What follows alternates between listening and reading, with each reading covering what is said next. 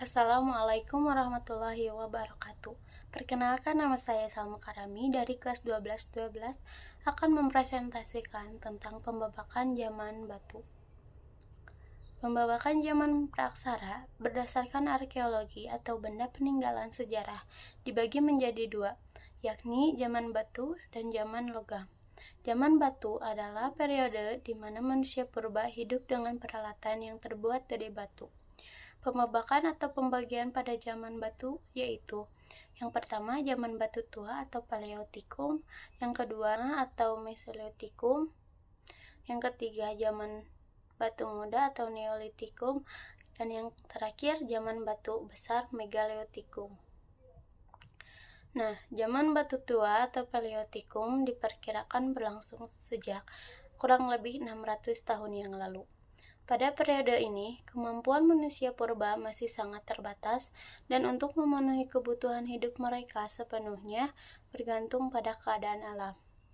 Inti dari kehidupan sehari-hari mereka adalah mengumpulkan bahan makanan dari alam untuk dikonsumsi saat itu, atau disebut food gathering.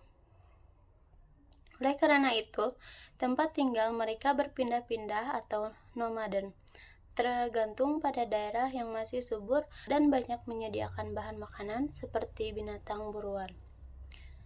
Nah, setelah bahan makanan di tempat tersebut habis, mereka akan berpindah mencari tempat lain yang masih subur, begitupun seterusnya. Dalam memenuhi kebutuhan sehari-hari, alat-alat yang digunakan manusia purba terbuat dari batu kasar yang belum dihaluskan. Di Indonesia, hasil kebudayaan zaman Paleotikum secara umum dibagi menjadi kebudayaan Pacitan dan kebudayaan Ngandong.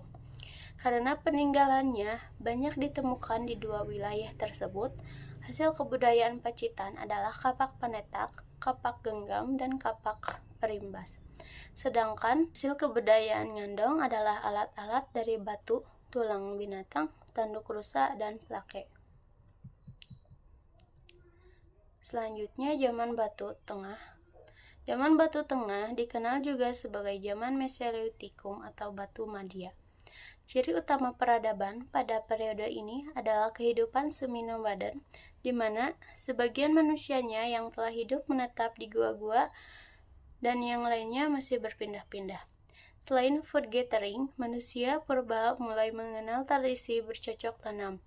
Masyarakat juga telah mengenal sistem organisasi sosial dan pembagian kerja. Manusia pendukung pada periode ini berasal dari campuran bangsa-bangsa pendatang dari Asia, seperti contohnya suku Irian, suku Sakai, suku Acha, suku Aborigin, dan suku Semang. Nah, dari hasil kebudayaan paling terkenal dari zaman Mesolitikum adalah Kemon Dinger, atau tumpukan sampah dapur berupa kulit siput dan kerang yang ditemukan di sepanjang pantai timur Sumatera. Diduga, Joka Mondiger adalah hasil sampah dapur yang menumpuk dari generasi ke generasi mereka. Tempat tinggal mereka telah menetap. Selain itu, zaman Mesolitikum dikenal karena kebudayaan Aberis Saus-Ros, atau hasil kebudayaan yang ditemukan di gua-gua.